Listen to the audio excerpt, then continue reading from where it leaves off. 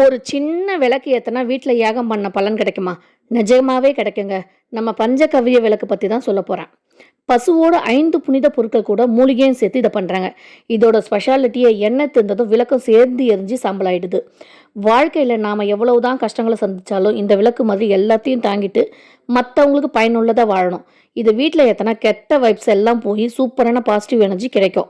மன அமைதியோட நிம்மதியான வாழ்க்கை வாழ நீங்களும் இத உங்க வீட்ல ஏத்தி பாருங்க. வீட்ல தினமும் ஒரு விளக்கு ஏத்துறது வெறும் சடங்கு மட்டும் இல்லைங்க. அதுக்குள்ள பெரிய ரகசியமே இருக்கு. விளக்கு ஏத்துனா வீட்ல இருக்கிற வறுமை நீங்கி கண் திருஷ்டி, வாஸ்து தோஷம் எல்லாம் அடியோட அழிஞ்சிடும்.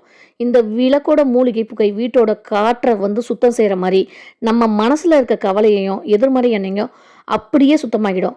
வாழ்க்கையில எவ்வளவுதான் இருள் சூழ்ந்திருந்தாலும், ஒரு சின்ன விளக்கு வெளிச்சம் தர மாதிரி நம்ம மனசுலயும் நிம்மதியும், மகிழ்ச்சியும் கண்டிப்பா பிறக்கும். தினமும் விளக்கேத்தி உங்க வாழ்க்கையை வெளிச்சமாக்குங்க. இந்த பஞ்சகவ்ய விளக்க எந்த நாள்ல ஏத்தணும் தெரியுங்களா? வாரத்துல செவ்வாய்க்கிழமை, வெள்ளிக்கிழமை, ஞாயிற்றுக்கிழமை, அப்புறம் அமாவாசை, பௌர்ணமி நாட்கள்ல ஏத்துறது ரொம்ப விசேஷம். காலை பிரம்ம முகூர்த்தம் அல்லது மாலை 6 மணிக்கு ஒரு இலையின் மேல இத வச்சு ஏத்தணும்.